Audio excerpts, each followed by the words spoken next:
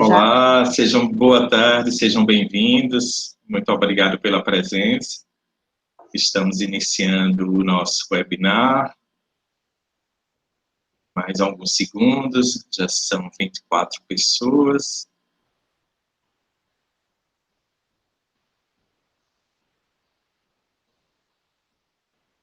Boa tarde, já estou vendo aqui a doutora Kátia, doutora Rita, doutora Milena, enfim, sejam todos muito bem-vindos. Acredito que já podemos começar, né? Já estão todos vendo e ouvindo. Olá, doutora Rita, um abraço. Bem, vamos lá. Senhoras e senhores, boa tarde, sejam todos bem-vindos. Nós temos o programa Trabalho Seguro da Justiça do Trabalho, que nós, no biênio 2020 e 2022, tem como tema o trabalho em tempos de crise. Então, a prevenção de acidentes de trabalho e de doenças ocupacionais. Também, no mês de setembro, nós temos o Setembro Amarelo, que é de prevenção ao suicídio, e em virtude disso, nós estabelecemos aqui, criamos o nosso webinar e convidamos a psicóloga Marília Lessa para nos falar sobre ansiedade, enfrentamento da ansiedade e saúde mental. Doutora Marília Lessa, ela é formada pela Pontifícia Universidade Católica do Rio de Janeiro. Ela tem formação em psicodrama, especialização em Gestalt terapia pela Universidade Federal de Sergipe e também especialização em terapia cognitiva comportamental pela UFBA da Bahia. Doutora Marília, desejo boas-vindas. Quero agradecer a senhora por ter aceitado o nosso convite.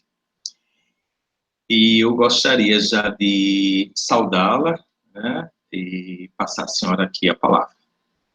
Por favor. Obrigada, doutor Tennyson, muito obrigada. Foi um prazer esse convite, estou muito satisfeita em poder compartilhar um pouco, né, sobre esse tema que eu gosto tanto, que é a ansiedade, né, tão importante. Nós estamos vivendo uma verdadeira pandemia de ansiedade hoje, né, acho que a pandemia de Covid e uma epidemia de ansiedade. Então, eu fico muito satisfeita com esse convite e gostaria de colaborar com vocês. Que bom, doutora Marília. Nós que agradecemos, achamos de fundamental importância abordar o tema, né, ansiedade, sobretudo no momento, né, que nós estamos, de uma forma tão inusitada. Então, eu gostaria de indagar para a senhora, fazer o primeiro questionamento, o que vem a ser ansiedade? Como é que nós podemos definir ansiedade? Interessante sua pergunta. Que bom que você começou por aí, doutor Tennyson. Assim, quando a gente pensa em termos de senso comum, normalmente as pessoas falam assim, é muito ruim estar ansioso, né? É péssimo estar ansioso, eu estou ansioso, eu não quero ser uma pessoa ansiosa, eu não quero ter ansiedade. Eu acho que a gente primeiro precisa compreender, né, qual é o papel da ansiedade, né? A ansiedade, na verdade, ela é extremamente importante, né? Parece uma contradição, mas é extremamente importante ter a capacidade de ficar ansioso, né? A ansiedade, antes de mais nada, foi um legado do processo evolutivo. A ansiedade foi um presente que a natureza nos deu, né? A ansiedade é a capacidade de ter cautela, a ansiedade é a capacidade de reagir e de se proteger, né? De construir condições adequadas para que eu possa lidar com o medo, para que eu possa lidar com a ameaça. Então, ansiedade, acima de tudo, é isso, né? Eu posso dizer assim que é um sistema. A ansiedade é uma alteração sistêmica que o corpo, que o sujeito, né, sofre sempre que se depara com uma situação de perigo, sempre que se depara com a situação de ameaça, né? Pense que quando nosso organismo ficou pronto, nós vivíamos condições muito hostis, né? Nós vivíamos na pré-história, nosso corpo é bem antigo, né? É muito compatível com aquela condição tão primitiva, tão hostil, tão difícil. Então, a gente pode dizer que sobreviver os ansiosos. O homem primitivo ele era extremamente ansioso, ele tinha que ser ansioso, ou seja, ele tinha que ter a capacidade de reagir de forma muito intensa à ameaça, de forma muito intensa ao perigo, de forma muito intensa àquilo que ele fizesse uma leitura de medo, né? Onde ele estaria numa condição de risco de vida. Então, é um processo sistêmico, eu posso assim dizer, né? É uma alteração sistêmica, que, então, quando eu faço uma avaliação de perigo, quando eu faço uma avaliação de medo, né? Eu tenho medo, eu faço uma avaliação de perigo, eu vou sofrer alterações no meu ser como um todo, eu vou sofrer alterações fisiológicas, eu vou ter disparo de adrenalina, eu vou ter aumento de frequência cardíaca, aumento de frequência respiratória, o sangue vai ser distribuído de uma outra forma no meu corpo vai se preparar para lutar ou fugir da onça, né? Porque o corpo foi preparado para lutar ou fugir da onça, ou do leão. O leão agora é só no mês de março, abril, que a gente tem que lutar com ele, é um leão muito diferente, é uma luta diferente, né? Então, eu tenho alterações fisiológicas, eu tenho alterações processuais, eu começo a processar a realidade de outra forma, eu começo a me preocupar, eu começo a fazer hiperfoco naquele problema. Pense que na pré-história, se eu estivesse diante de um leão, estivesse vendo de uma onça, eu não podia perder o foco daquilo, eu não podia me distrair. Eu podia passar por uma árvore cheia de frutas suculentas, mas eu não podia me distrair com aquilo, né? Meu foco tinha que ser a onça. Então a ansiedade, ela propicia isso, uma alteração cognitiva, né, na forma de olhar para a realidade, de enfrentar, de analisar a realidade, alterações comportamentais, eu vou fazer esquiva, eu vou ficar buscando alternativas e vou ter alterações emocionais, eu vou ficar angustiado, eu vou ficar inquieto, né? Então, doutora Marília, desculpe interromper, mas eu gostaria, diante dessa colocação da senhora, a gente pode afirmar que a ansiedade é um mal necessário? Sim, exatamente. É um mal necessário, porque assim, a ansiedade seria, né, a ativação do modo de funcionamento de ameaça. E eu tenho que ser capaz de ativar o modo de funcionamento de ameaça. Se eu não for capaz de ativar esse modo de funcionamento, eu vou sucumbir, não é? Então, em fração de segundos, ele é startado, digamos assim, para que eu possa garantir a vida. Então, a ansiedade está diretamente relacionada com a garantia de vida, né? Pois É um mal necessário. O senso comum, muitas vezes, tem a ideia de que a ansiedade é algo ruim, negativo, só desagradável. Quer dizer, não tem esse aspecto tão positivo, não é verdade? O senso comum, você vai ouvir isso, né? Eu ouço muito isso dos meus pacientes. Marília, eu não quero ter mais ansiedade. Eu falo, mas se você não tiver ansiedade, você morre, você sucumbe, né? A gente precisa ter ansiedade. Agora, a diferença, né, da ansiedade boa para a ansiedade ruim, eu acho que primeiro eu tenho que falar uma outra coisa. A ansiedade é um sistema muito bojudo, é um sistema muito grande, muito... Imagine que você esteja dirigindo um carro de Fórmula 1, certo? Então, ter ansiedade seria esse carro de Fórmula 1. Só que a gente mora aqui em Aracaju e tem a toda esquina no centro da cidade, a gente tem que parar, olhar para um lado, olhar para o outro para seguir em frente, ou parar e porque tem um sinal de trânsito. Então, imagine controlar, né? A gente vê os motoristas, né, de carros com motorização muito alta, que quando eles aceleram o carro, você tem uma dificuldade de controlar o carro. Então, a ansiedade é um sistema muito bojudo, muito redundante, ele redunda, né? Eu acho que hoje em dia ele redunda, porque ele é compatível com uma condição de vida de muita hostilidade, né? E hoje ele é um sistema redundante. Então, aí é o lado ruim, né? Se eu ativo, se eu não controlo a minha ansiedade, eu vou ter uma ansiedade ruim, porque eu vou ter um sistema muito forte, né, ativado e para condição desnecessária, né? Assim,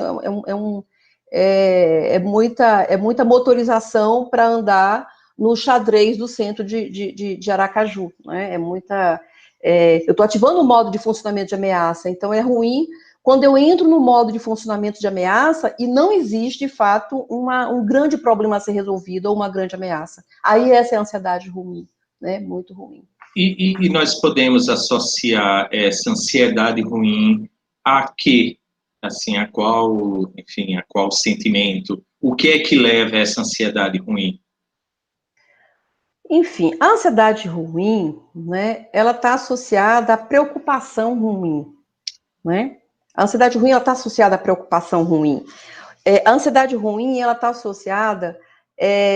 eu falo a preocupação porque, assim, a alteração cognitiva que todos nós temos, né, quando ficamos ansiosos, é a preocupação. Eu passo a me preocupar, certo?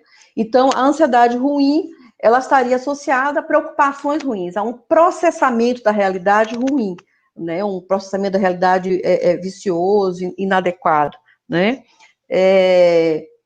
Então, seria basicamente isso, né? Uma ansiedade ruim está associada a um funcionamento processual, a cognições ruins, né? Ou seja, Então, eu estou fazendo uma leitura de risco onde não existe, né? mas, doutora Marília, aí eu gostaria de saber, a senhora, nós falamos da ansiedade boa, da ansiedade ruim, e nós temos, digamos, uma preocupação também. Nós poderíamos dizer que a preocupação também é um mal necessário? Sim, sim, sim. É como eu coloquei, né? A preocupação seria o componente cognitivo, certo, da ansiedade. Então, quando eu entro no modo de funcionamento de ameaça, quando eu estou me sentindo, quando eu sinto medo, né, eu ativo esse modo de funcionamento de ameaça, que atua no meu sistema como um todo, é uma alteração sistêmica. Então, eu vou ter alterações fisiológicas e eu vou ter alterações processuais. E dentro dessas alterações processuais, eu vou ter a preocupação. Agora, a preocupação, ela é necessária, porque através da preocupação, a preocupação me impele à ação. Se eu fico preocupada porque eu tenho uma prova amanhã, e eu sento, falo, eu tenho uma prova amanhã, essa preocupação, esse estado, só pensar nisso, só focar nisso, que faz com que eu me sente e estude. Né? Se eu não me preocupar, eu não vou sentar e estudar. Essa é a preocupação boa, mas eu posso ter a prova amanhã e eu posso ficar, ai meu Deus, essa prova é difícil, essa prova eu não vou dar conta, eu vou me sair mal, que vergonha, todo mundo vai se sair bem, eu vou me sair mal. Aí seria uma preocupação ruim, seria aquela preocupação que ela não direciona o sujeito para uma ação, ela direciona o sujeito para uma ruminação. Então a gente tem a preocupação boa, que seria aquela preocupação que me empurra para uma ação, e teria a preocupação ruim, né, que me empurra para uma ruminação. Eu vou ruminar, eu vou ter pensamentos em círculo, né? Então, nesse caso, onde é que reside o problema?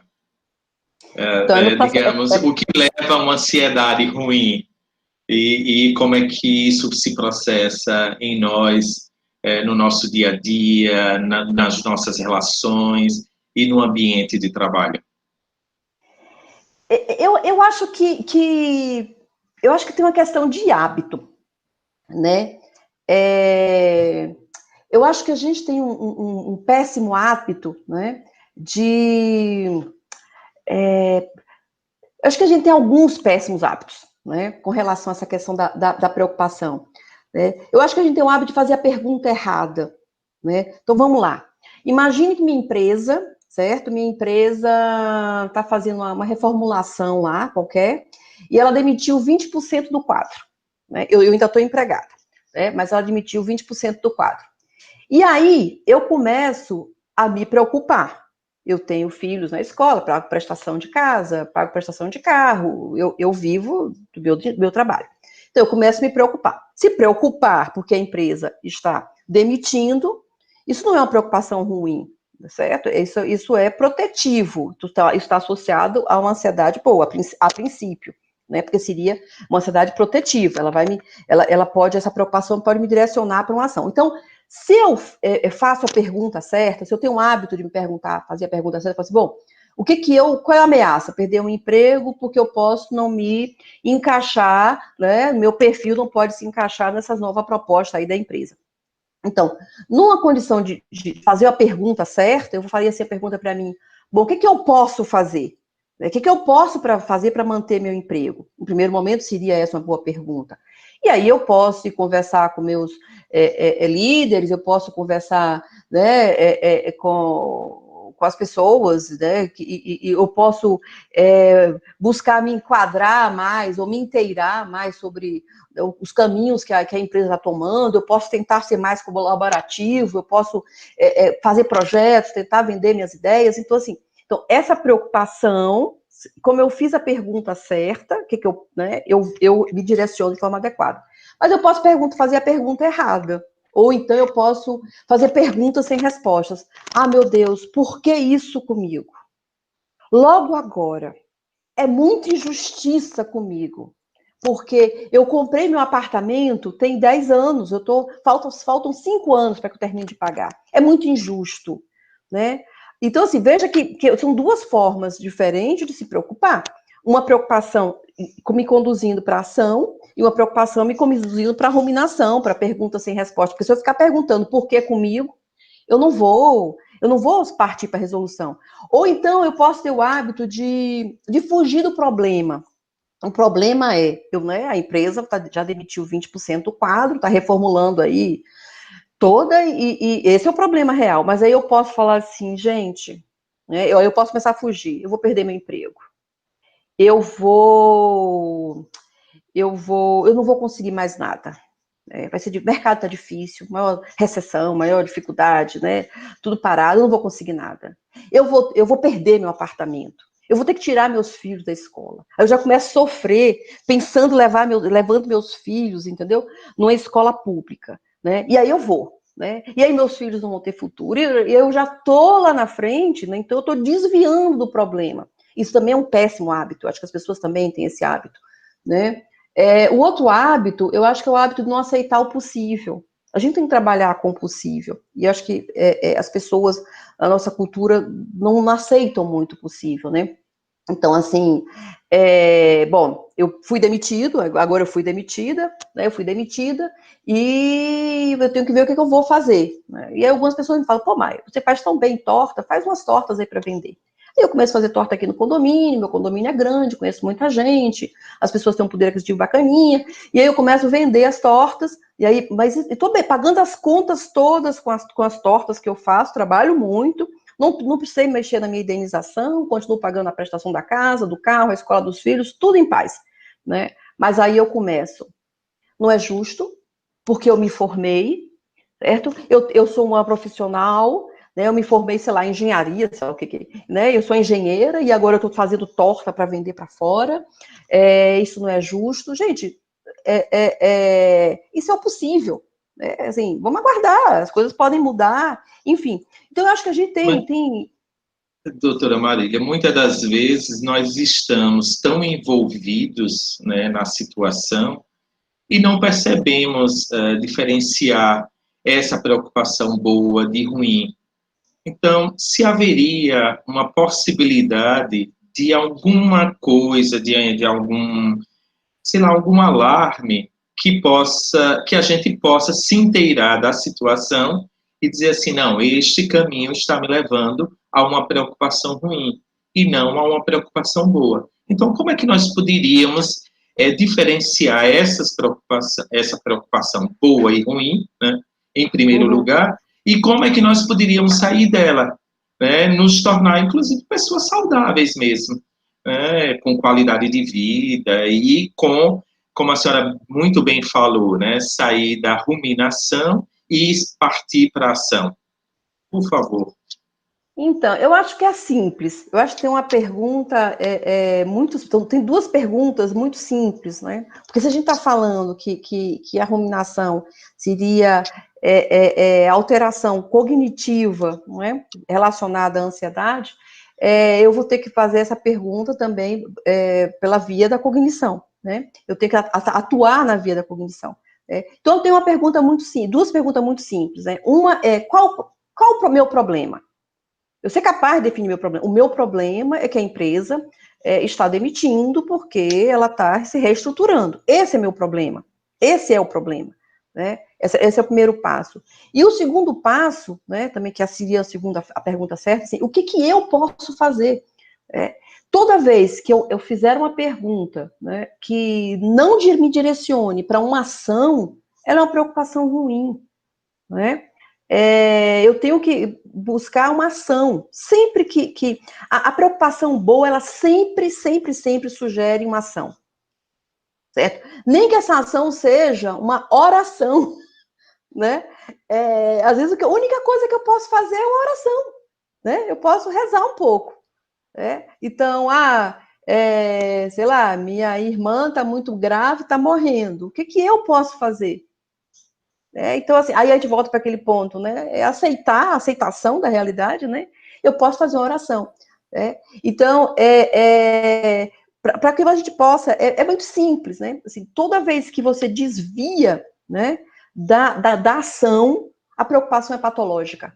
É uma preocupação ruminativa, ela vai ficar ali em círculos, você vai ficar em círculos, e você não vai sair disso. Você vai se esgotar. Né? E pensa, porque é uma preocupação que são perguntas sem respostas, são perguntas que não lhe direcionam, né, para a resolução do problema. Então, eu acho que o segundo ponto seria isso, né? Então, qual é o meu problema, o que eu posso fazer, né, para resolver esse problema, para minimizar essa ameaça? Porque se eu minimizo a ameaça, a ansiedade cede. A ansiedade é uma resposta sistêmica à ameaça. Então, se eu minimizo, né, se eu resolvo, ou se eu me direciono, mesmo que eu dê um passo, se eu tenho que dar 100, mas eu dei 1, eu dei 2 no caminho da resolução do problema, a ansiedade ela vai gradativamente cedendo, né? Agora, se não, se eu fico em círculos, né, pensando, né, abordando, né, as questões erradas, né, e a nossa cultura é o que mais propicia, né, que a gente fique assim. E se a gente pensar até num exemplo, o consumismo, né? Quantas vezes as pessoas ficam numa preocupação, né? Porque eu tenho que, sei lá, né? Eu tenho que comprar um carro, eu tenho que comprar um carro melhor ou igual ao que eu tenho, porque vou ficar mal se eu comprar um carro pior, né? Eu tenho que ter um carro igual ao de fulano. E assim, qual o problema? Qual o problema? O problema, meu carro tem 2 anos de uso. Não tem problema. Eu não preciso trocar de carro, né? O problema é porque eu tenho que ter um carro igual ao do meu vizinho. E aí, eu estou criando, o consumismo traz muito isso, né? Traz ameaças, né, que não existem. Né? A gente está cercado disso, né? Será que nós vivemos hoje um momento que a preocupação para o mundo de fora é muito maior do que para dentro? Então, assim, eu preciso fazer uma viagem, mas eu tenho que postar todas as fotos justificando os meus momentos. Eu tenho que comprar um carro novo porque meu vizinho tem um igual, ou eu preciso mostrar para os meus colegas de trabalho que meu carro ou meu celular é um celular atualizado, né? É o último modelo. Então, será que hoje nós vivemos este momento de preocupação do mundo de fora e nós estamos esquecendo do que realmente importa, né, do nosso interior? E eu diria, já complementando, se nesse momento de pandemia nós estamos com uma grande chance de perceber, né, esses mecanismos e sair desse vício. O que a senhora me diria a respeito disso? E olha que eu estou fazendo uma sessão de terapia, né? Eu não estou fazendo a sessão de terapia. Eu estou procurando aqui, pelo menos, transmitir, né, assim, as perguntas, inclusive, que as pessoas me fizeram antes do nosso encontro, né? Como elas se sentem, os relatos, como elas se sentiam e como acharam importante este nosso encontro. Então, por favor. Então, sua pergunta foi ótima, adorei. Então, né, eu acho que a gente volta um pouco, né, para os maus hábitos. Quando você me perguntou assim, mas o que faz com que alguém comece a ter preocupações patológicas, né, e comece a desenvolver uma ansiedade patológica também, ou seja, que não é uma ansiedade que visa a resolução de um problema real. Aí eu coloquei, são os maus hábitos, né? Então, eu acho que isso que você está trazendo, né, faz parte disso, né, desses maus hábitos, né, as pessoas adquiriram o hábito de se descolarem do que realmente precisam, né, do que realmente é importante para si, quais são suas necessidades reais, né, as pessoas estão muito afastadas, né, dessa coisa das necessidades, a palavra é essa mesmo, das necessidades reais. Então, eu compro um carro não porque eu preciso de um carro assim ou assado, eu compro um carro para, muitas vezes, para ter um carro compatível com o do vizinho, né? Eu conheço uma pessoa que fala sempre assim, se alguém tiver um carro igual o meu, ganha metade do que eu, né? E porque essa pessoa não... ela brinca muito com isso, né? E a gente às vezes vê, né? Assim, as pessoas têm um carro para poder, e assim, outras coisas. Eu compro a roupa porque está na moda, não porque a roupa me é confortável, porque eu gosto, né? Esses modismos, né? As pessoas estão se descolando. E as redes sociais, elas são uma grande nesse sentido, né? Porque tá todo mundo, aí a pessoa tá linda, maravilhosa numa foto, sei lá, numa viagem fora do país, ou tá linda, maravilhosa no restaurante, rindo, e aí as pessoas entram num sofrimento, né? Eu preciso fazer essa viagem, né? Eu preciso nesse restaurante. Precisa para quê? Então, e eu acho que, retomando aquela questão que você colocou da pandemia, esse está sendo realmente um grande desafio, né? Porque as pessoas estão tendo que se apresentar, olhar para o espelho e falar assim, Marília, muito prazer, o que te faz feliz? Porque agora você vai ter que se virar aqui dentro de casa, né? Você tem que encontrar o que te faz feliz, de fato, né? E as pessoas estão tendo muita dificuldade, né?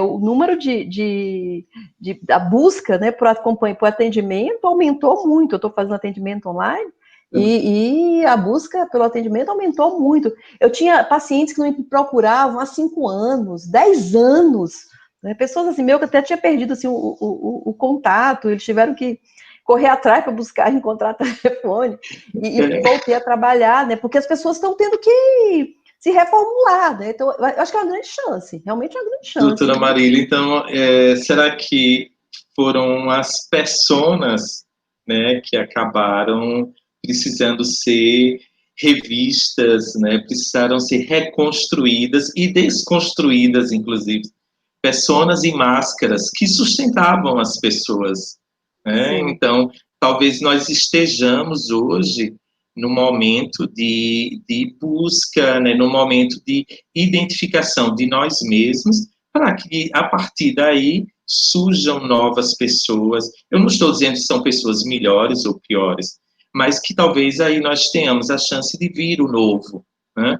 E aí, só vou retomando, né, a nossa conversa, como é que a pessoa pode identificar, assim, como é que dispara o alarme que ela pode reconhecer que aquilo que ela está vivendo representa uma preocupação ruim? E como é que ela pode eliminar isso e seguir adiante sem aquela preocupação? Eu quero voltar um pouquinho antes dessa pergunta, você fez uma observação que eu achei bem interessante. Você colocou assim, alguma coisa a respeito que as pessoas vão ter que entrar em contato com elas mesmas. Assim, exatamente a frase, né, quando você falou, eu me lembrei de uma coisa que eu ouvi ontem de uma paciente, né, e que ela falou assim, Marília, né, está sendo muito melhor fazer terapia agora na época da pandemia do que quando eu fazia antes, que eu ia lá no seu consultório agora. E aí eu perguntei para ela assim, mas por quê? Eu já tinha ouvido alguma coisa nesse sentido de algumas pessoas, e eu perguntei por quê, né, que ela estava afirmando aquilo. Ela disse assim, bom, eu não pego trânsito, eu não estou correndo, eu não estou angustiada com isso, com aquilo, eu estou muito mais presente. Então, apesar do contato não ser um contato pessoal, presencial, né, assim, presencial, é um contato online, mas eu estou muito mais inteira, porque eu não me dividi com nada, eu não fiz as coisas que eu não gostava, né, eu passei um dia centrada, trabalhando e organizando as minhas coisas, E isso a terapia, eu tenho percebido a terapia muito mais intensa por conta disso.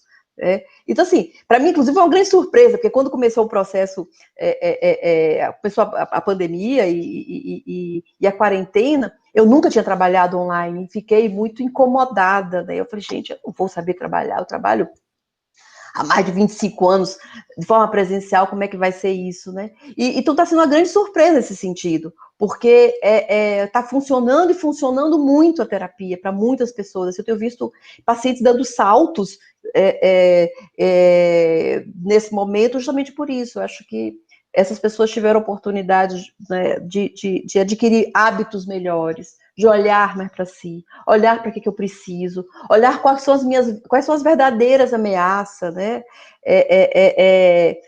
Às vezes as pessoas não têm tantas ameaças assim, né? Porque não é importante, descobriram que muitas coisas não são importantes, não são necessárias para que elas possam ser felizes, né? Enfim. E aí eu queria fazer esse parênteses da sua observação que eu achei interessante. Aí voltando, né, você falou sobre os sintomas, né, que apontam para uma ansiedade clínica, né? Sim. E outra coisa, eu esqueci. Aí como é que dispara isso? Como é que a pessoa pode se perceber, né, que aquilo tudo que ela está vivenciando representa uma preocupação patológica? Eu acho que a gente voltando para o tema preocupação, que é um tema muito, muito, muito importante, quando a preocupação ela se torna algo crônico, invasivo, persistente, né? O sujeito dorme e acorda, né? Eu tenho pacientes que me relatam que abre os olhos e Marília, eu abro meus olhos e eu já começo a me preocupar. Assim, aquele tema que eu estava ao deitar, ele rebobina automaticamente. Rebobina Muitas não, né? vezes as pessoas nem dormem, né? Não conseguem dormir porque estão aí ruminando.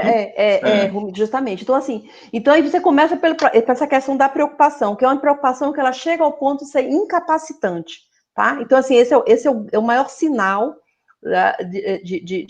quando a preocupação ela começa a ser incapacitante, a pessoa começa a não ter concentração, né? A pessoa começa a ter uma irritação muito grande, porque ela está toda ali focada naquele ponto, ela vive fadigada, porque não para de se preocupar. Insônia é um sintoma típico, né, de transtorno de ansiedade, a insônia, dores, né? Porque muita dor, né, no corpo, as pessoas relatam assim, ando com os nervos à flor da pele, né, aquela coisa, porque a gente tem que pensar o seguinte, né, doutor Tennyson, se a ansiedade, né, ela provoca a ansiedade é uma alteração sistêmica, e ela provoca alterações fisiológicas muito intensas, certo? Essas alterações seriam destinadas a que eu pudesse lutar ou fugir da onça, né? Ou lutar com a onça ou fugir dela. Então, ela é um sistema muito robustão, né? Eu vou ter essas alterações. Se eu fico tendo, né, o tempo inteiro, preocupações desnecessárias, preocupações patológicas, eu vou estar o tempo inteiro mandando a informação para o meu cérebro que existe uma ameaça, que existe um problema, que existe uma ameaça. Então, meu corpo vai estar o tempo inteiro ativado. Eu vou ter uma hiperativação fisiológica. Na hiperativação fisiológica, eu estou sempre retesada, porque eu tenho que lutar ou fugir com a onça, então eu tenho que estar pronta para meter o pau na onça, então eu estou com a musculatura dura, né? Na hiperativação fisiológica, eu não vou me concentrar em nada, né? Os centros do cérebro que estarão recebendo mais oxigênio serão os centros motores, e não o centro da atenção, o centro da concentração, as áreas mais sofisticadas não vão estar recebendo tanto oxigênio. Vai estar havendo uma priorização da oxigenação da área motora. Eu estou ativando o meu sistema, meu modo de funcionamento de ameaça. O meu cérebro, meu corpo, ele é primitivo, né? Se eu penso em ameaça, eu estou pensando que tem uma onça me rondando, né?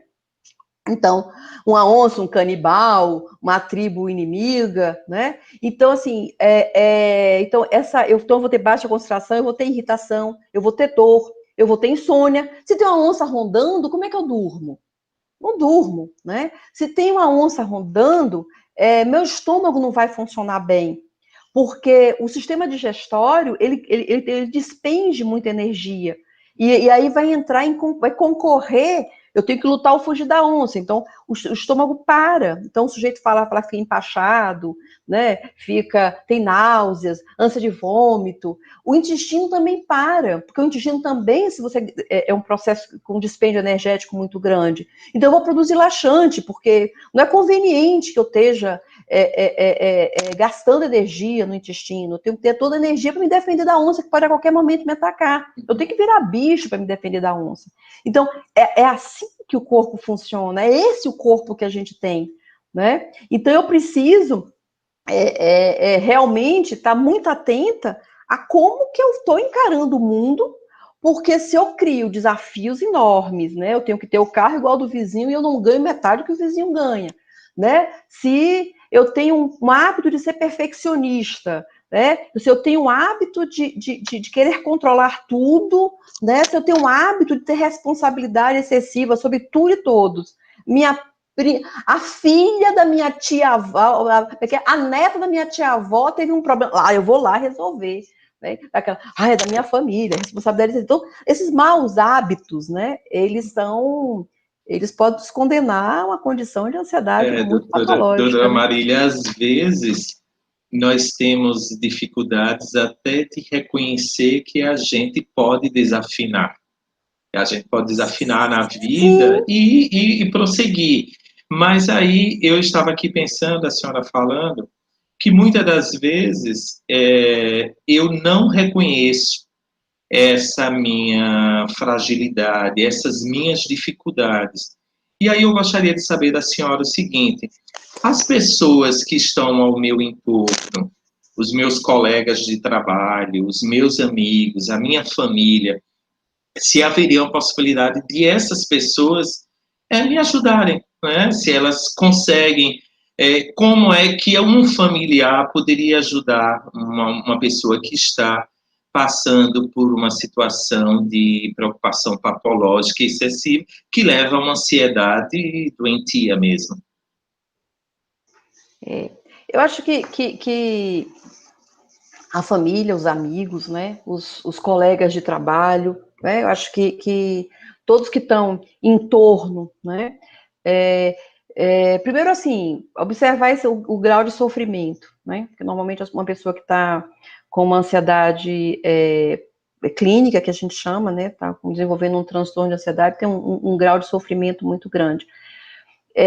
Eu acho que é proposta de mudança de estilo de vida mesmo, né, levar a pessoa a pensar, claro, assim, teria os tratamentos clássicos, né, que seria um acompanhamento psicoterápico, né, um acompanhamento psiquiátrico, porque em alguns casos, né, eu acho que tem uma coisa que a gente não falou e acho que é importante colocar, é que, assim, de forma geral, todos podem apresentar um processo de ansiedade patológica, ansiedade clínica, né? Acho que, estatisticamente, acho que 60% da população pode, em algum momento, ter uma crise de ansiedade. Agora, pense que também existiriam algumas pessoas que teriam uma predisposição maior a essa ansiedade. Já teria um componente aí fisiológico, né, predispondo, e essa ansiedade ela pode caminhar para quadros, tipo um quadro de pânico, um quadro de toque, um quadro de transtorno de ansiedade generalizada, um quadro de fobia específica, a pessoa não anda de avião, a pessoa não anda de elevador, a pessoa ter crise de pânico e não sai só, não fica só, não vai no shopping, sei lá, não vai no supermercado, a pessoa passa 2 horas tomando banho, né? Então, assim, já seria um desdobramento de um quadro de ansiedade, um desdobramento mais severo. Numa situação como essa, acho que o familiar precisa realmente conduzir a um acompanhamento psiquiátrico e psicoterápico, né? Seria já um quadro mais grave. Num quadro, né, o familiar está percebendo a insônia, está percebendo a irritação, está percebendo frequentes mal-estar físico, né, enjoo, náuseas, diarreia, está perdendo peso, a baixa concentração, a pessoa anda com os nervos, dando choque em todo mundo dentro de casa. Eu acho que é uma reflexão, né, sobre o estilo de vida, levar essa pessoa, né, a refletir um pouco sobre esse estilo de vida. E eu acho que o próprio familiar refletir também, né, porque às vezes existe um casamento aí, né, de hábitos inadequados, né, às vezes o marido tá assim, ansiosíssimo, né, e a mulher tá querendo viajar, querendo consumir, enfim. Então, acho que buscar mudanças de estilo de vida, né? E o que é isso, né? Eu brinco assim com meus pacientes, né? Eu faço que tem algumas ações, né? São 5 ações, apesar de uma das palavras não terminar com ação, né? Mas assim, eu acho que tem a questão da meditação, desenvolver atividades meditativas. A atividade meditativa não é só aquela meditação clássica, né? Os hobbies, né? Você bordar, você costurar. Para mim, nadar é uma coisa extremamente meditativa. Qualquer atividade que você esvazie sua mente, que você pare de pensar. Tá? Então, a natação, quando eu nadava, se eu nadasse e pensasse em qualquer coisa, eu quebrava o ritmo e engolia água.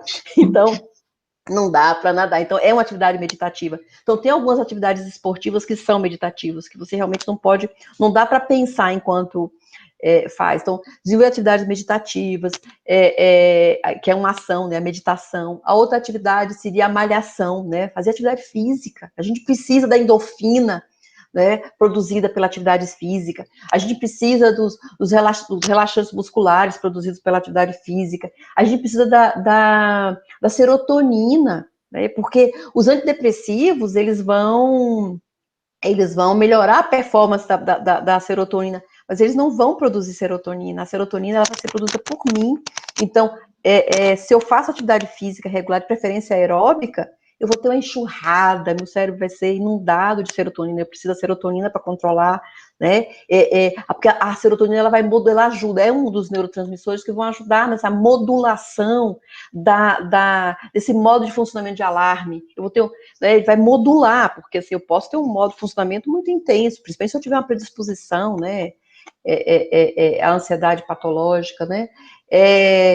Exercício de respiração, né? É muito importante, né? Aí, então, assim, ó, meditação, malhação, respiração. Outra ação que não é com ação, diversão, mas vale o som. Mas termina em ação, diversão, vai lá função, humão, melhor dizendo. Né? Diversão, gente, a gente precisa se divertir. Aí eu brinco, se não fizer essas ações, se não tiver meditação, malhação, respiração, diversão, vai ter medicação, que também é um recurso importante, às vezes não tem para onde fugir, né? Mas que não seria o natural, né? A medicação não seria o natural. Em algumas situações necessárias. Às vezes, assim, a gente tem muito preconceito ainda com essa questão da medicação, quer dizer, claro, a medicação, não a medicação ansiolítico, né, a medicação, que é o que a gente consome, né? As pessoas têm muito preconceito com o antidepressivo, né, que tem uma ação sobre a ansiedade, as pessoas têm muito, mas as pessoas tomam Frontal, Lexotan, Rivotril, todo mundo tem isso na boca. Então, assim, no sentido assim, consegue sempre com um amigo, com não sei quem, tomei o Rivotril, incrível, né? Quando eu converso com as pessoas, eu falo, vamos para o psiquiatra, vamos ver essa questão dessa ansiedade, a coisa tá complicada, você vai precisar entrar com um antidepressivo que vai ter ação sobre sua ansiedade. E aí, Marília, psiquiatra? Não, eu tenho uma amiga que ela me dá umas cartelinhas de Rivotril, quando eu fico muito nervosa, eu tomo Rivotril. Pô, mas Rivotril é tarja preta, né? Então, o álcool, às vezes é uma outra alternativa. O ansioso, ele faz muito uso do álcool. Né? E também isso é uma informação importante, entende? Isso é uma coisa para a família precisa observar, a família, os amigos, porque, principalmente o homem, né? O homem ansioso, ele tem mais dificuldade do que a mulher ansiosa de buscar uma psicoterapia, de buscar um acompanhamento psiquiátrico, né? Então, ele faz uso do álcool para poder se tranquilizar. E é o que a gente chama da espiral descendente. Então, ele faz uso do álcool, no primeiro momento passa a ansiedade, né? E aí depois, quando a rebordosa, digamos assim, né? Aí a ansiedade vai piorando. Então, quanto mais ele faz uso do álcool, mais o quadro agrava. E aí ele mais usa álcool, mais o quadro agrava. Né? E se tem uma ideia equivocada que, em princípio, seria só uma mera diversão. Né? Então, quer dizer, uma válvula de escape. e quando, na verdade, é um agravamento de todo um quadro de ansiedade. Mas, doutora Marília, nós estamos no Setembro Amarelo, né, que é algo que a gente não pode deixar de falar da prevenção do suicídio, que foi, inclusive, uma das razões desse nosso encontro. E aí eu gostaria que a senhora, se possível, falasse exatamente, fizesse esse link do suicídio com a ansiedade e um mecanismo aí de nós, enfim, buscar sempre a cura, né? Todas essas ações aí que a senhora falou, a meditação e a diversão, e eu diria também dançar na vida é muito bom, né? Sim. Dançar é sempre muito bom, e às vezes a gente derrapa, né? Dá lá uma caída, mas aí a gente precisa também Mas foi o saber possível. que pode, pois Foi a melhor dança, né? Foi o melhor pois passinho que eu fui capaz de dar. Foi esse, paciência, né? Vou e ensaiar algo um que você pouquinho. pode, pois é, e algo que você pode fazer só ou acompanhado, tanto faz, né? E aí o melhor é que se faça muito bem acompanhado. Mas aí eu gostaria que a senhora, assim, se possível, fizesse, se há um link, né, Tem. entre o suicídio e a ansiedade, e onde é que a ansiedade ela pode, digamos, chegar a uma situação tão extrema que pode levar a essa situação ainda mais extrema. Bom, né? Primeiro a gente tem que falar, quer dizer, que o suicídio, né? Esse de uma resposta, né, de desespero, né? A um sofrimento muito grande, né? Uma depressão muito grande. Uma desesperança muito grande, né? Assim, existe uma alteração do processamento do sujeito. O sujeito está processando a realidade, né, com uma descrença, né? Ele não acredita em si, ele não acredita no mundo, ele não acredita no futuro, né? É uma dor e um sofrimento enorme, né? Então, e aí nós estamos falando de alteração cognitiva, tá? Uma alteração cognitiva que iria de encontro, né, com a preservação da vida. Nós somos animais, a gente tá programado para preservar a vida, né? De repente a pessoa rompe essa barreira, né? E deixa de se proteger. Então, isso em função de alterações cognitivas extremamente extremas, né? De alterações cognitivas extremas. Aí a gente voltando, se a gente volta para a ansiedade, eu posso dizer o seguinte, né? Alguém antes de deprimir se preocupou muito, tá? A gente literalmente se preocupa até cair em depressão. Então, o componente cognitivo, né? Existe esse componente cognitivo da depressão patológica na depressão. Então, se a gente pensar por aí, né, a ansiedade ela normalmente precede, é muito comum, né, que a ansiedade, que o quadro de ansiedade ela preceda um quadro de depressão, né? Vou imaginar o sofrimento, né, que uma pessoa que tem pânico, né, apesar de que uma pessoa que tem pânico normalmente não caminha para um suicídio, mas um quadro grave de transtorno de pânico, né, às vezes o paciente traz a questão da depressão, um quadro muito grave, transtorno obsessivo compulsivo, né, que o sujeito enrolado, emaranhado em rituais, né, com a vida paralisada, né, em manias e rituais, em obsessões, né, torturantes, né, muitas vezes ele cai depois em depressão. Então, é muito comum essa que a gente chama de comorbidade. Existe uma incidência muito alta, né, de os pacientes, a gente até fala, primeiro o ansioso, eu tenho uma estatística, agora eu não me lembro bem, mas ela é muito alta, né, um percentual muito alto de pessoas que desenvolvem ansiedade, elas depois vão desenvolver depressão, né, e além de depressão com outras depressões como um transtorno bipolar, né, depressões, assim, a depressão dentro de outros transtornos, outros quadros clínicos, né, mas de uma maneira geral, a preocupação patológica, né, ela acompanha, né, a depressão, né, a depressão, a preocupação patológica acompanha a maioria dos transtornos, né, psiquiátricos, né, então a gente pode pensar na ansiedade, fazer vinho com a ansiedade aí. né? Doutora Marília, e esse momento que nós vivemos hoje, passamos em nossas vidas, né? A gente jamais imaginou algo comparado à pandemia, né? Todos trancafiados em suas casas. Muitas das vezes, a produção do trabalho, né? A pessoa precisa, de uma hora para outra, precisou se adaptar, né? Ao ambiente de casa para o trabalho, né, para que ela continuasse a dar conta de todas as suas tarefas. Com isso, ainda essa pessoa se viu afastada de alguns de seus familiares, outros tiveram perdas de familiares e de amigos. Então, isso tudo pode ter desencadeado ainda um processo de ansiedade mais violento, eu diria, né? Sim. E aí eu gostaria que a senhora fizesse, digamos assim, um quadro, nos relatasse um quadro dessa ansiedade, como ela pode se apresentar nessa pandemia, mas mesmo que a gente agora já não tenha uma perspectiva de uma vacina, não se saiba ainda quando, mas assim, que futuro, que esperança, que situação positiva a gente pode se agarrar para deixar, né, essa ansiedade patológica de lado e a gente seguir no que a gente pode se apegar, né?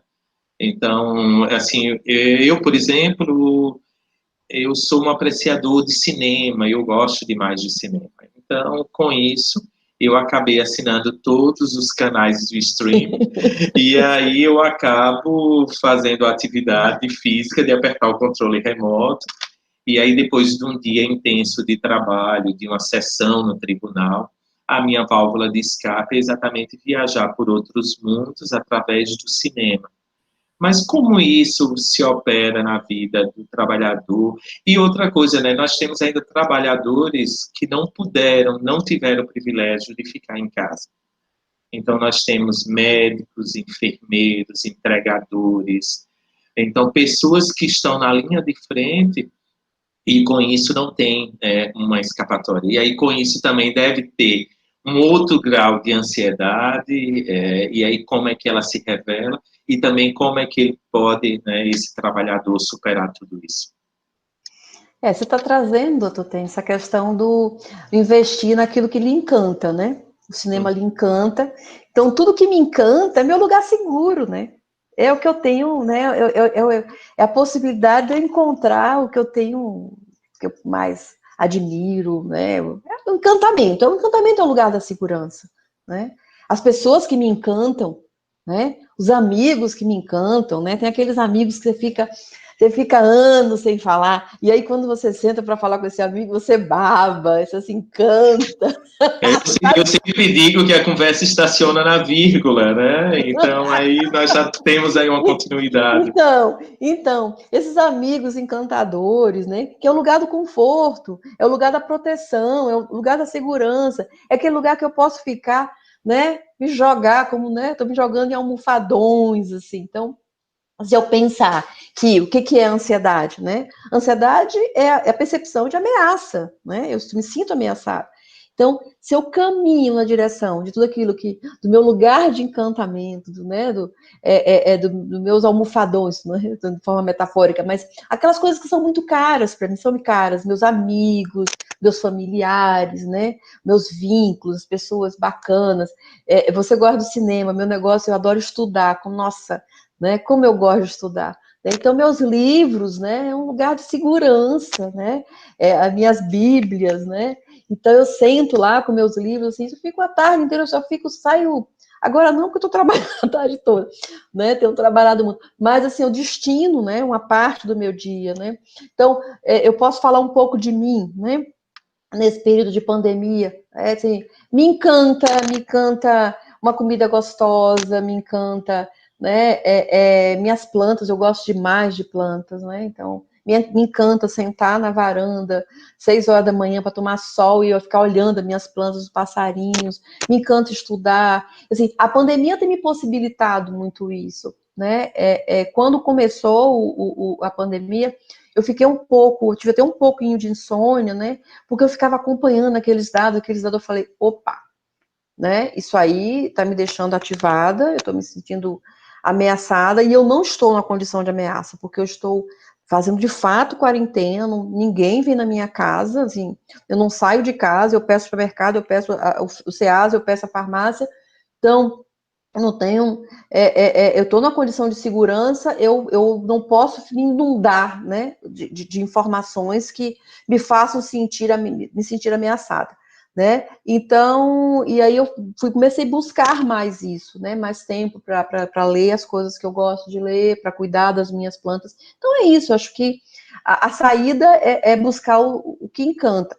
Algumas pessoas têm facilidade com relação a isso, né? Porque já se conhecem mais, já tem uma noção exata, né? Onde está meu porto seguro, né? Algumas pessoas não, né? Algumas pessoas talvez estejam sofrendo mais justamente por isso, né? Esse lugar de segurança, né? Que ameniza a sensação de ameaça, né? Acho que os vínculos, né? Os vínculos também são muito importantes, né? As pessoas queridas, né? Sem dúvida, doutora Marília, nós já completamos 1 hora, né, na nossa conversa, e aí já estamos nos encaminhando para o final, e eu gostaria, inclusive, há perguntas no chat. Nós já estamos com 45 pessoas nos acompanhando, então muito obrigado pela presença. Torcemos, melhor dizendo, para que essa nossa conversa tenha sido, né, servido como uma reflexão para todos, e que todos aqui saiam, inclusive, de uma forma fortalecidos, né, diante de tudo que nós ouvimos da senhora. E aí eu gostaria aqui de relatar uma pergunta que nós temos da Mary, e ela faz o seguinte: se a pessoa sempre desencadeia essa reação de sofrimento diante da mesma situação, significa que há uma crença enraizada que precisa ser revista? Sempre há algo anterior, um sentimento ou um pensamento? Quer dizer, porque fica difícil porque a gente não sabe exatamente qual é a situação, né? Então, assim, pelo menos a situação parece que é uma situação problemática que está em aberto, né? Porque sempre que ela se depara com aquilo, né? Ou é um problema que está em aberto, um problema real que existe que está em aberto, ou é um problema que ela tem, né? De lidar com aquilo, né? Pode ser, fica difícil, pode ser selvagem a minha análise, mas eu vou pensar da forma que, ou seja, quando ela se depara com aquilo, ela tem dificuldade de lidar com aquela situação, né? É uma situação muito difícil. Mas então, eu gostaria só de complementar, doutora Marília, assim, será que nós, enquanto seres humanos, né, nós temos uma tendência a nos repetir, e aí com isso, digamos, sim, completamente. Você tem um comportamento, inclusive até algo que não lhe faz bem, que você mesmo pode rejeitar, mas que você não consegue desvincular daquilo e acaba, vez por outra, se repetindo. Então, agora ficou melhor a pergunta dela. Isso. Sim. Porque, assim, quando ela falou de crenças, né? Lembra que eu falei sobre os hábitos? Eu acho que os hábitos, eles estão fincados nas crenças, né? E, às vezes, a gente tem um hábito, por exemplo, de não aceitar as coisas como elas são, né? Não aceitar as pessoas como elas são. Já começa a ser, se eu lido com uma situação, a situação é aquela, né? E eu não aceito aquela situação, né? Eu não trabalho com o possível, né? Não sei, né? Vamos pensar, deixa eu pensar vamos pensar numa situação que talvez seja usual, que as pessoas, situações que se repitam de forma usual. Vamos pensar aqui um exemplo meu, né? Eu tenho intolerância em lidar com pessoas grosseiras, né? Então, mas aí é um problema meu, né? Assim, e aí eu fico, digamos, pilhada, né? Eu tenho que aceitar, aquele é o modo de funcionamento daquela pessoa, né? E eu tenho que aprender a a me relacionar dentro do possível com ela. Ela não pode ser minha best friend, porque ela é grosseira. E se eu insisto que ela seja minha best friend, né, eu vou estar sempre levando as lambadas, né? Então eu tenho que trabalhar dentro do possível, né? Eu não vou mudar o mundo, né? Não é minha responsabilidade, né?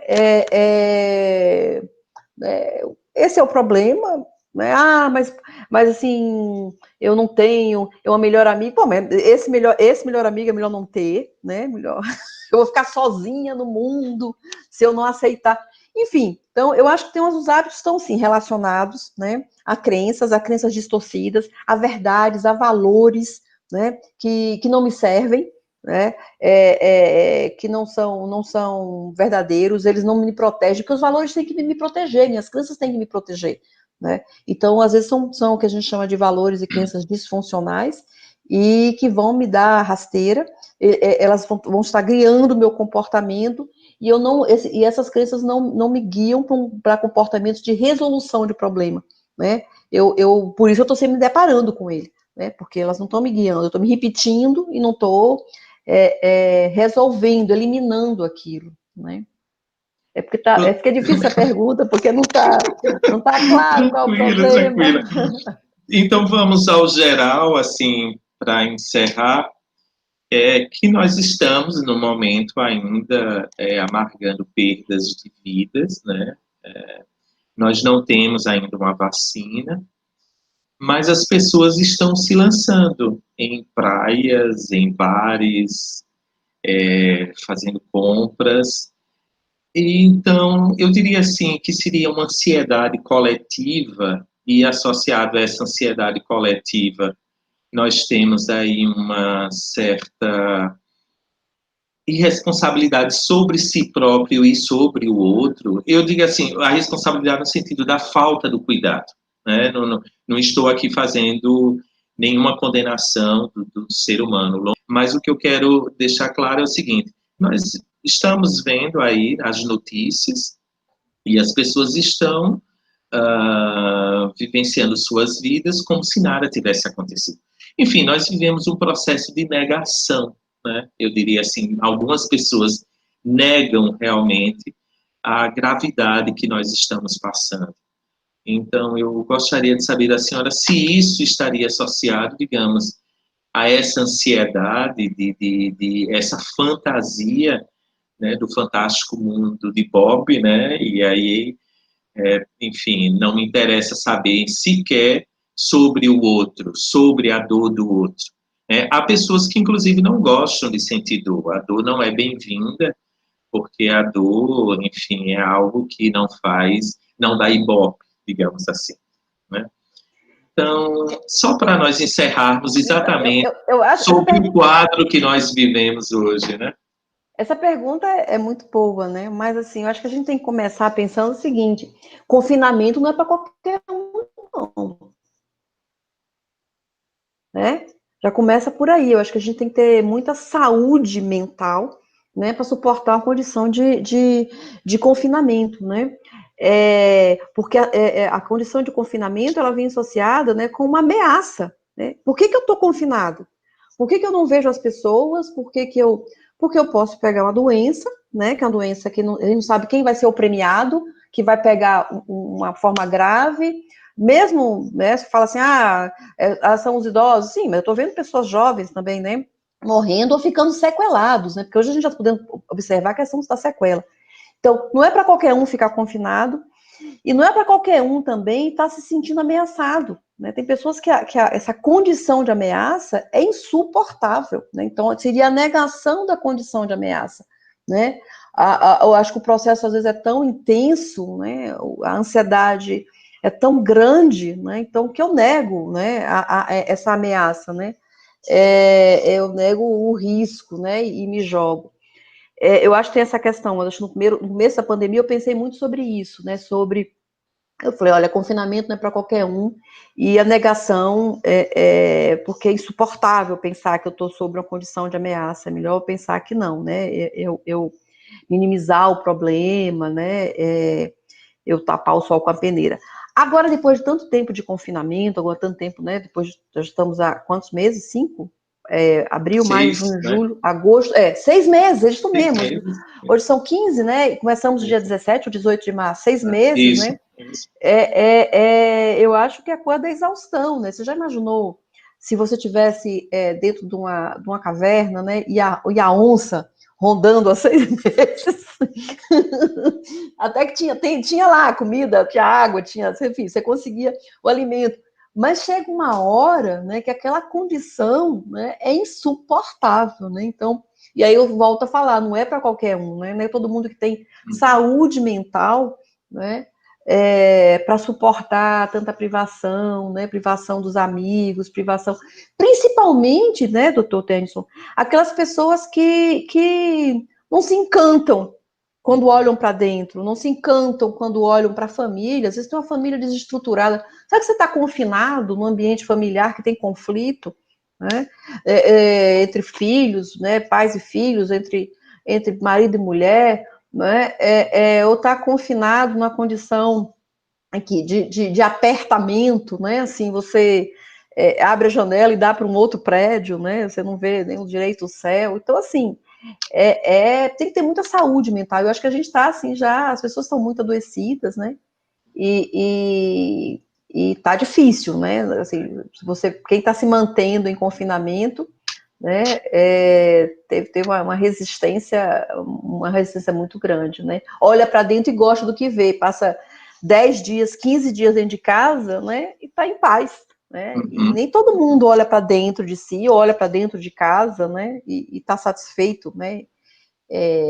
Se encontra, né? Enfim, é uma questão de saúde mental também. Isso é muito, muito importante, né? O olhar que eu tenho sobre mim mesmo, né? E o olhar que eu tenho sobre o outro, e como é que tudo isso vai se refletir, né? Então, isso pode ser uma experiência enriquecedora, sim, ou pode ser para outros uma experiência muito dolorosa, né? Então, sim, vai sim. depender exatamente de como é a história de cada pessoa e como ela realmente se reconhece, eu diria assim, né? Doutora Marília, eu gostaria imensamente de agradecer, né, a sua participação. O programa Trabalho Seguro da Justiça do Trabalho, o Tribunal Regional do Trabalho da 20ª Região, nós agradecemos. E eu não poderia encerrar aqui sem lançar a mão aqui nos agradecimentos de quem tornou esse nosso encontro possível, né? Então, nós temos a Ascom, a assessoria de comunicação, com Alexandre, com Simone, com William. Nós temos Mônica, nossa diretora-geral do Tribunal Regional do Trabalho da 20ª Região. Luciana, da Escola Judiciária. Então, são pessoas que acabaram possibilitando este nosso encontro. É o trabalho de bastidor. E eu também gostaria de agradecer imensamente a nossa presidente, doutora Vilma Amorim, que sempre apoia o programa Trabalho Seguro, sempre está do nosso lado e estava, inclusive, né, no gargarejo, na linha de frente. E obrigado a todos que estão aqui, que acompanharam. Recebam o nosso abraço. E eu quero dizer que termino muito feliz com esse nosso encontro, porque só trouxe reflexões e termino, inclusive, esperançoso, né, por dias melhores sempre. E aí eu deixo a senhora à vontade para fazer as últimas colocações e, por gentileza, com a palavra. Eu quero agradecer também o convite, né? Foi muito bom, né? Foi muito bom ter parado e pensado um pouco sobre, né, como falar sobre ansiedade, esse tema que eu gosto tanto, e para um público diferente, né? Que é diferente você falar para ansiedade para colegas em treinamento, falar sobre ansiedade para os próprios pacientes, e falar para de ansiedade para um público, né, da justiça. E então eu achei uma oportunidade muito bacana, uma experiência muito bacana. Eu quero lhe agradecer, doutor Tennyson, né? Imagina. Estou aqui sempre que você quiser conversar sobre ansiedade ou sobre TDAH, que é outra área também que eu tenho muito interesse. Ok. Vamos ver, doutora Marília. Muitíssimo obrigado mesmo. Obrigada. Bem, então aqui nós nos despedimos. Quero agradecer a toda a audiência. Observe que a gente procurou fazer um encontro enxuto, preciso, e no sentido de não cansá-los, né? E eu espero que tenha sido enriquecedor para vocês, como foi para nós. Como é sempre bom encontrar Marília, né? E como a gente sai enriquecido. É uma conversa que estaciona na vírgula e que só nos torna, ao final, né, agradecidos por ter pessoas do porte doutora Marília em nossas vidas. Muito obrigado a todos. Desejo Obrigada a tudo de vocês. bom e muita saúde. Um abraço, doutora Marília. Obrigada, abraço, beijo.